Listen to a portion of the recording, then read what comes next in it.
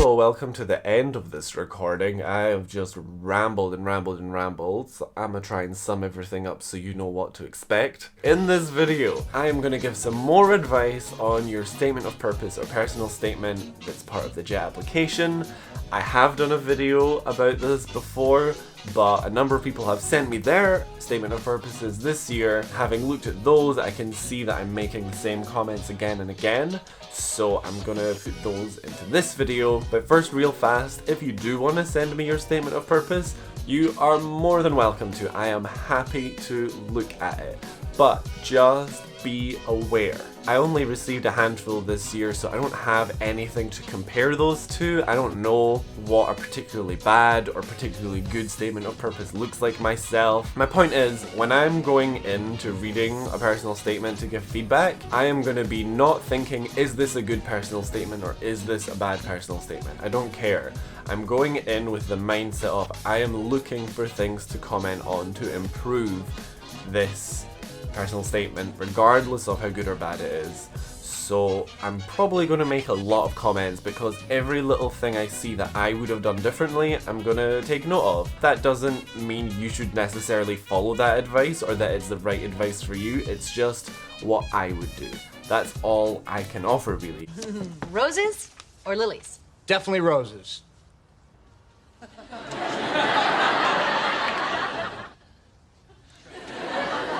But lilies are the clear choice. Oh my god, it's like one mind. And I always worry when I send people the feedback that it comes across as very like, this is bad, because no one sent me one that I thought was, this is really bad. I don't want to like upset anyone, but also I'm not going to sugarcoat anything or not make a comment because otherwise why am I even reading it, you know? So that is just like a little warning. But basically I noticed that I was giving a lot of the same comments to people, so I just thought I'd make a video that kind of highlighted some more overall advice. If you find any of my feedback useful, please go ahead and subscribe because I'm gonna keep posting stuff like this. And if when you finish this video you think, I like that was helpful, give it a like. I'm only going to mention this once because I actually mentioned this a bunch in my last video, and yet every single statement of purpose that was sent to me this year has some kind of mention of anime. あ、俺の名前はね。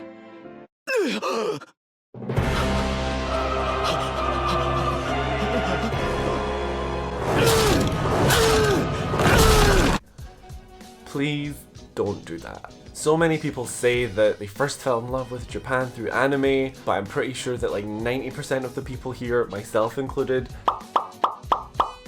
could say that.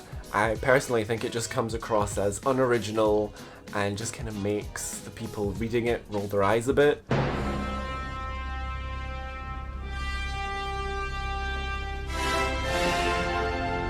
The rare exception is maybe, as Tanya pointed out to me the other day, if you're coming to Japan and you want to be an animator in the future.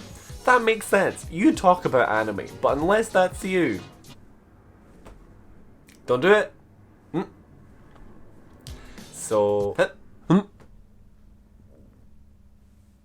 now that that's out of the way, something I notice a lot of people doing is they tend to list a lot of things, whether that be lists of places they've lived, lists of various kinds of teaching experience, lists of all the things they want to do in Japan. And don't get me wrong, it's all good stuff, but it takes up so much space, and to make a point on something, I think you only need a couple examples.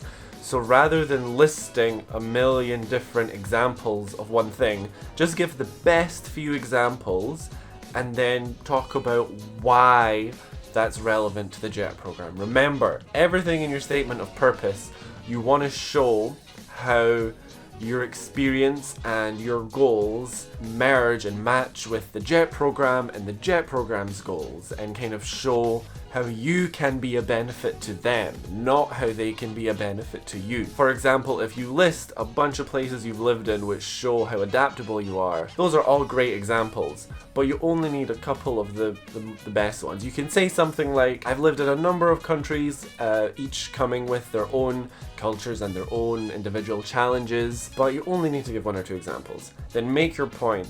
Express why that makes you a strong candidate for the JET program and how you being there will benefit them. Maybe your experience overcoming a number of cultures will allow you to understand the student's perspective when you're trying to teach them your culture, or something like this. Why are you an asset?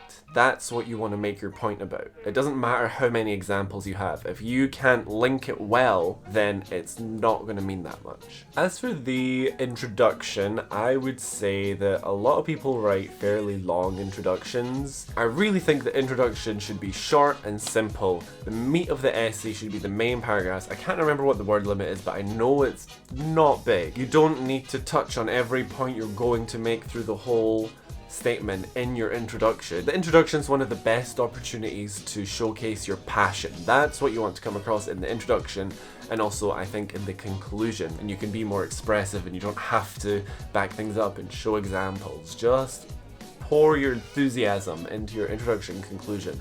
But it does not need to be long. It can literally be just like 3-4 sentences. Another thing is just quite a general point, but when you're reading your personal statement back, your statement of purpose, whenever you see you've tried to like make a statement such as, I think students learn the best when they are being creative, or something like that, please ask yourself, why?